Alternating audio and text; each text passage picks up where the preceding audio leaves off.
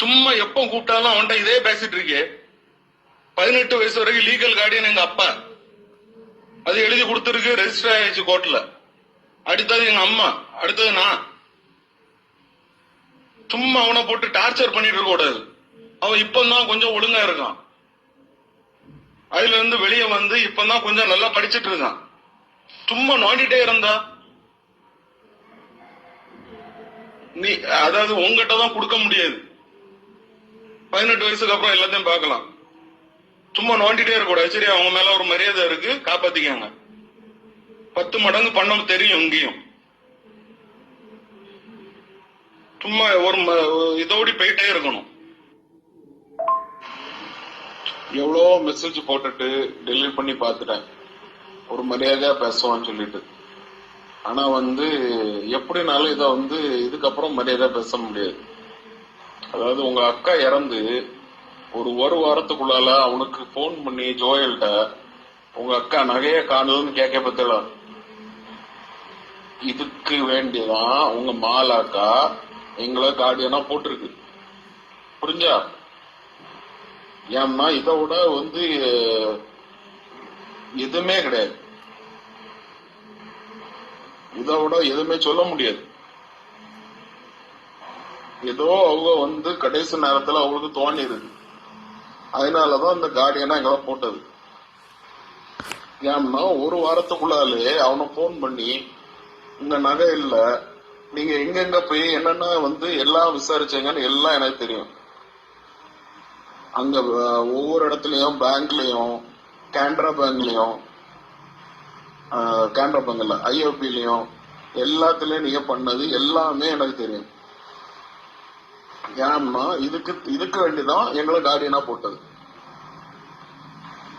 அது உங்க நகை கிடையாது, அது உங்க அம்மா நகை கிடையாது, உங்க அப்பா நகை கிடையாது. அது மாலாக்காக்க நகை. அது அவனுக்கு மாலாக்கா தாலி என்கிட்ட தான் இருந்து, அவ ட்ரீட்மெண்ட்ல இருக்க சும்மா ஃபுல்லா என்கிட்ட தான் இருந்து, என்கிட்ட தான் தந்துட்டு போனாவோ. ஏன் உங்ககிட்ட தரல? நீங்க ஆஸ்பத்திரியில தானே இருந்து, ஏன் உங்ககிட்ட தரல? ஏன்னா அத என்கிட்ட சொன்னாவோ, இத ஜோயலுக்கு தான் போகணும் அப்படின்னு சொல்லி. அதனால அது என்கிட்ட தான் இருக்கு, அவனுக்கு தான் போகும்.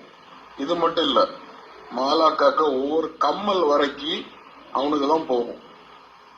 அது நீங்க வச்சிருக்கலாம், இப்போ நீங்க என்னவும் பண்ணலாம், ஆனா எல்லாமே அவனுக்கு தான் போகும். அவனுக்கு ரைட்ஸ் என்னவோ அது அவனுக்கு போகும்.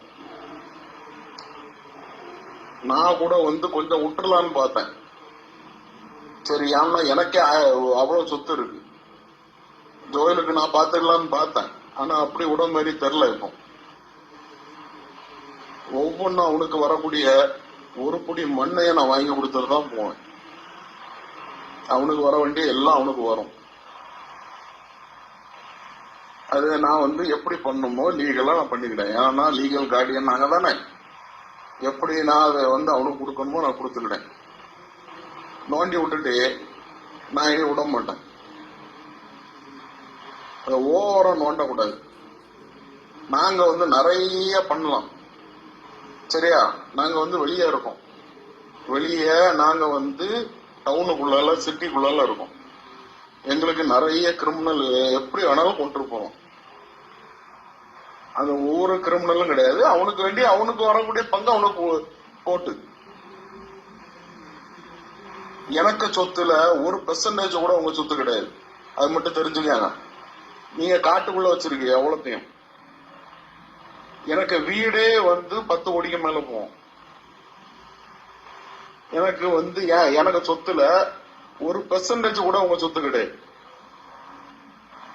இது சொத்தை பத்தியே கிடையாது, பைசாவை பத்தியும் கிடையாது.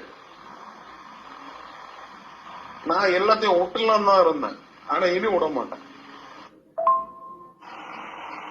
நான் ஒண்ணுதான் உங்ககிட்ட சொல்றேன், என்னன்னா நீங்க ஜோயல நோன்னா நான் எங்க தாத்தா சொத்துக்கு வருவேன். சிம்பிளான விஷயம் தான்.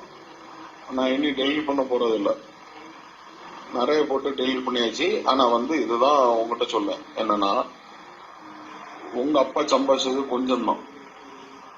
நீங்க இப்ப அனுபவிச்சுட்டு இருக்கீங்கல்ல, அது எல்லாமே பாதிக்கு பாதி இல்ல, எல்லாத்தையும் நாங்க அனலைஸ் பண்ணி அந்த பத்திரம் எல்லாம் நாங்க எதுக்கு வந்து பார்த்தோம்ல, எல்லாம் தெரியும். பெரியப்பாவும் சொல்லுவோம், உங்க அப்பா சம்பாதிச்சது கொஞ்சம் தான்.